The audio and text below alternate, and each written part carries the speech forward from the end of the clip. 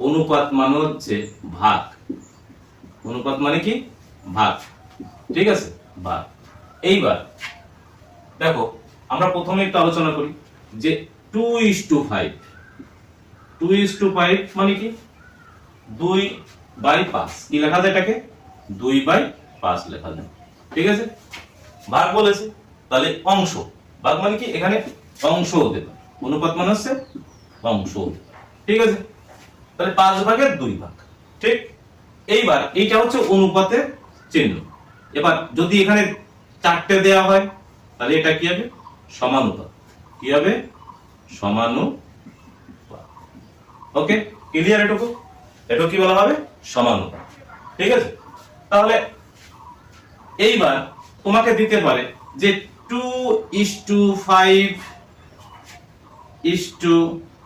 সমানুপাত 3 কত, এরকম দিতে পারে। তাহলে আমি কি লিখবো এখানে?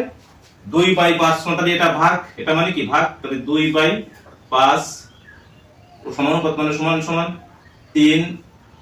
এখানে তো এটাও ভাগ হবে, তাহলে এখানে কিছু নেই মানে কি? চিহ্ন। বা এটাকে তুমি x ধরতে পারো। কি ধরতে পারো? এটাকে x ধরতে পারো। তারপর বজ্র গুণ করে বের করো। কি করে? 2x সমান সমান 3 × 5 15 সমান সমান কত? 15। তাহলে x সমান সমান কত? 15/2। ভাগ করে যা হবে সেটা হচ্ছে অ্যানসার। ঠিক আছে, এইভাবে আমরা করব। তো চলো এইবার আমরা প্রথম কোশ্চেনটা করি। কি আছে একটু বলার চেষ্টা করি, দেখি।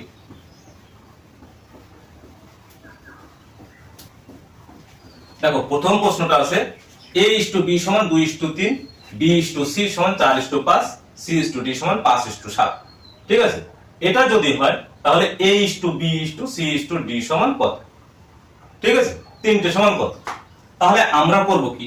a:b আমি লিখতে পারি এইভাবে লিখবো, যেহেতু একদম শর্টকাট সিস্টেম। তাহলে কি হবে? a:b:c:d a:b সমান 2:3 লিখে দেবো এখানে 2:3। এরপরটা কি আছে? b:c সমান কত আছে? 20 সোজা কি করব? b মানটা কত হবে? 4:5। কত হবে? 4:5। যেহেতু c সমান কত আছে? 5 আছে, তাই না? b:c মানে কি? b সমান 4, c সমান 5। আচ্ছা, c:d সমান কত? 5:7। তো এইবার দেখো, এখানে গ্যাপ দেখা যাচ্ছে। যার পাশে যেটা তার পাশে সেটা লিখবো। যেখানে ফাঁকা থাকবে, ফাঁকার পাশে যেটা থাকবে সেটা আমরা লিখে কি করব? পূরণ করব। ঠিক আছে, তাহলে দেখো, তাহলে এর পাশে কি আছে? 3 আছে, তাহলে লিখবো 3 আর পাশে কি আছে? 3।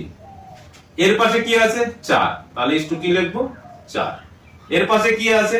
5, কি লিখবো? 5। এর পাশে কি আছে? 5, কি লিখবো? 5। এর পাশে কি আছে? 5, কিছুই নেই, 5। ঠিক আছে, তাহলে এটা হয়ে গেল, পাতানো হয়ে গেল। এইবার কি করো তোমরা? সরাসরি কি করো? এটা গুণ করে পাঠিয়ে দাও।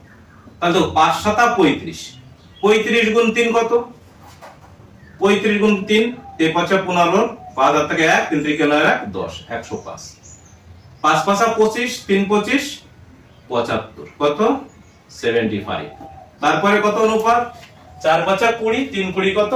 60 অনুপাত। 4 × 5 = 20, 20 দুগুণে কত? 40।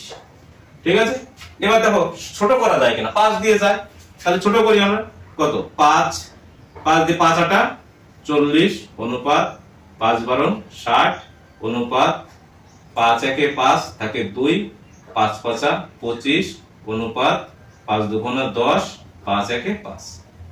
আর যায় না, এখানে বেজোড় আছে, এখানে জোড় আছে, এখানে আর যায় না, তিনটের মধ্যে আর যায় না। তাহলে আমার आंसर কি হবে? আমার आंसर হয়ে যাবে 8:12:15:21। এটা হচ্ছে আমার आंसर হয়ে যাবে।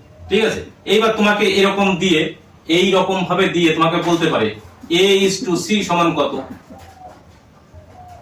b:d সমান কত দিতে পারে। তুমি এখান থেকে অপশন থেকে বের করবা কত? a:c সমান কত? তাহলে এটা এর ঘর, তাহলে এইটা c, এইটা, তাহলে কত হবে? এইটা সমান কত হবে? তাহলে 8:15। এইটা কত হবে? b:d, তাহলে 12:21। তাহলে কি হবে? 12:21। ঠিক আছে, বেসিকটা বোঝা গেছে। আর মানে হচ্ছে কি, আমার যে জায়গাটা ফাঁকা থাকবে সেই জায়গাটা আমরা বসিয়ে দেবো অনুপাতের অঙ্ক। ওকে।